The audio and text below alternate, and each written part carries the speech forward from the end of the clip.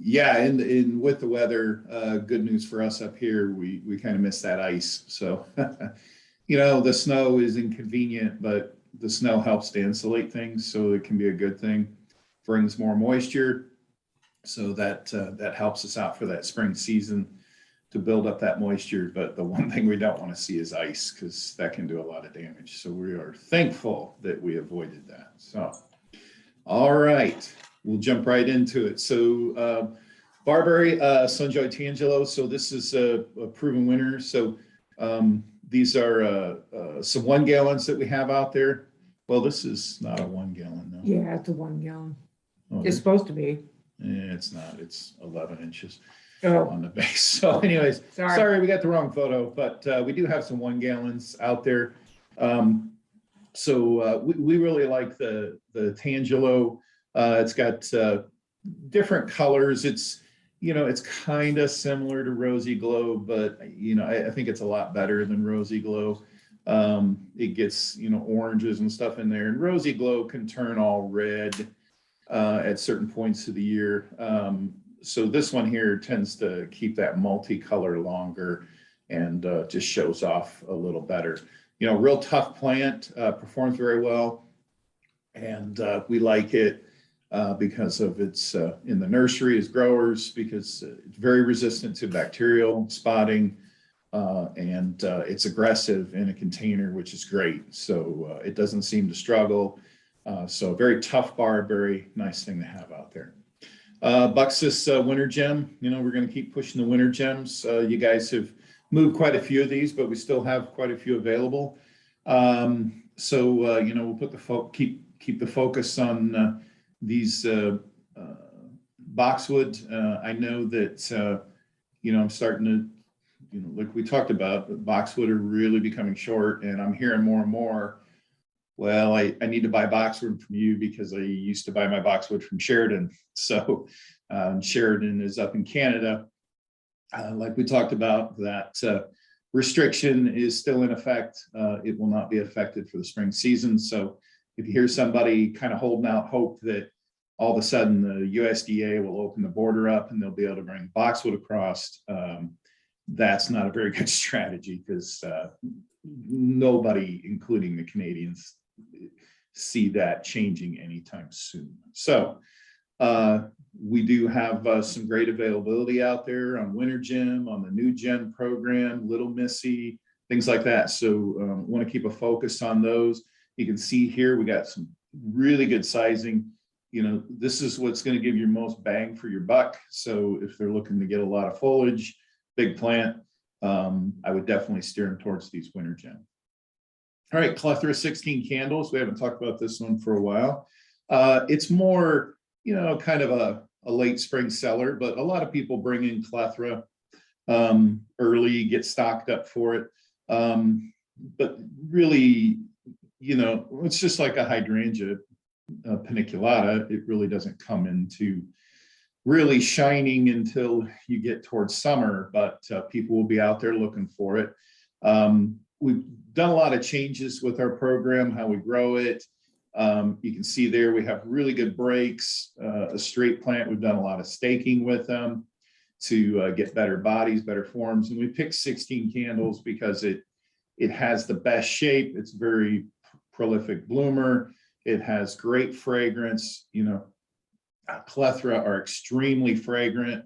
They're little spikes of power. So you will notice them from a distance in the summer when there really isn't a whole lot of other things blooming with strong fragrance. So that's what's cool for those people who really want that fragrance. They do attract butterflies for sure. So they can be used as a pollinator. And we got 800 of these. So we're looking good there. All right, grass Rigoletto. So the grass are getting a little tight out there. We're starting to see a lot of sell through. The crops down in Columbus, that a lot of those are in the spring bucket. They look good. So we'll be starting to heat those. But right now we have some availability with Rigoletto. So you can see here, the sizing on this plant. You know, it's a 3-gallon. This is in the fall. And then you have a current photo today. So that's what it's going to look like if we went to ship it today. The guys just got done trimming them back. So all the grass are trimmed back to roughly about that height. And then they'll start putting on a little bit of growth. They'll start to become active in April.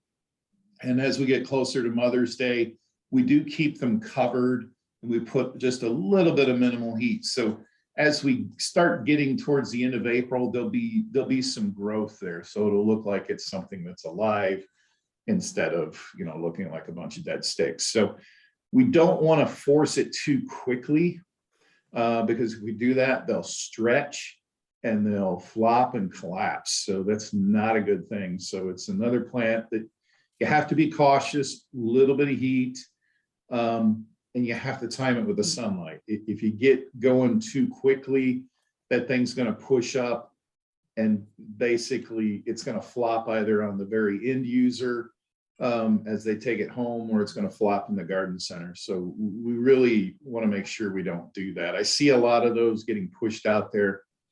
There are some people out there that really want them pushed up real heavy for Mother's Day and really growing, but you know, that's not a good way to go. That's going to lead to a lot of issues later on in May. So that's how we time the grass. Hydrangeas, so Invincible Lace, this is a newer one for us. This plant wowed us. Its growth habit was phenomenal. You can see there that plant only got one trimming, and just how well it broke from the base from that trimming and how it filled in, how clean the foliage was. These were out in full sun. A lot of these Invincibles we've had to grow in high tunnel, give extra protection. This thing took off and did fantastic. You can see there the flower there. It's going to be a summer bloomer. You know, this one here, I think it's going to go places. I think it's really going to take off. Invincible Ruby does pretty well, but this Invincible Lace, I think once it gets out there and people see, it really addresses all the problems that people have been having with arborescent type hydrangeas. They tend to flop. They can break too early in the spring and get froze back. They can get some sun scalding. So sometimes they're not great for going down south or even in Ohio. This thing here performed extremely well in the nursery. So I think it's a plant worth talking about, and we still have 700 available. Ilex densa, so this is the old standby. So we have this one here is Green Magic, right? Yes, and I didn't put the densas in, but they look similar. Okay, so this is technically Green Magic. So Green Magic's going to be a little sharper leaf to it, a little more upright, where Densa is going to be a little more globe form. So, but we have availability on both of them, correct? Yes. So I don't really have a preference. Some people do. I think they both do very, very well. Remember, with the Ilex glabras, they need water all winter long, whether they're in the landscape or in a hoop house or wherever they are. They need water all winter long. This winter, we've had really good moisture, so that's great for this plant. They were out in the nursery looking. We did put a little bit of water on just the last day or two when it was warm. So it's important to be out there checking this thing. So we're keeping them hydrated, keeping them looking good for you. I don't see any issues. And you got some great sizing and shapes there. So Ilex made prints. Both in. Oh, made and prints. Yeah. Okay, sorry. So you got, I was thinking it was the combo. So you have, you know, your made there on the left and prints on the right. So you can use the prints as your pollinator. and then you have the maid there. And you don't need very many prints usually. You get a few of them mixed in there for pollinating. The more you put in, the heavier the berries are going to be. That's just a preference to the landscaper or the homeowner, what they really are after. Y'all should know maid, very glossy foliage. And Prince is a little sharper leaf. It's not real sharp, but it's a little stiffer leaf, not as soft to the touch as maid would be. And it's a darker color. So it will, if you're trying to mix them in and hide them, it will stand out a little bit. You really got to be looking hard to find it. But I always suggest if you're doing a decent planting of 15, 20, 30, just kind of mix them in there, just shove them in there and they'll kind of blend in and you'll lose track of them. But those flowers will be out there pollinating, and that's what we want. All right, juniper blue point. So upright juniper, this is the one we selected quite a few years ago. We really have steered away from Wichita blue. It is just notorious for tip blights. Wichita blue is. It's impossible to keep it out of it. I have yet to see one that looks fantastic in the landscape. It always has tip blight when it's in the landscape. Wichita blue does, but blue point is going to stay nice and clean. It is not a powdery blue, but it's a good blue. So that's the difference.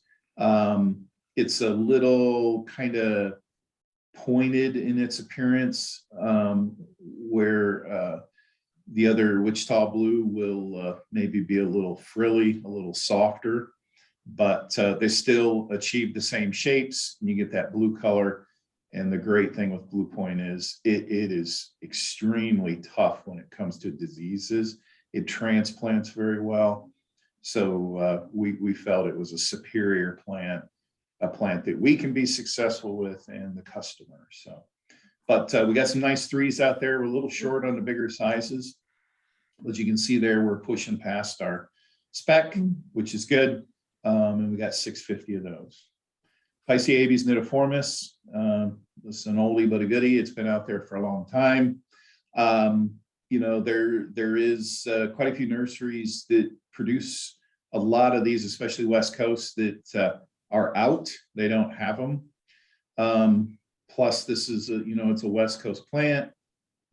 Freight is a huge issue coming out of the West Coast. All those kind of things. So we want to make sure we keep putting this out there. There's probably a lot of customers that are used to just they pick them up from the West Coast with other things.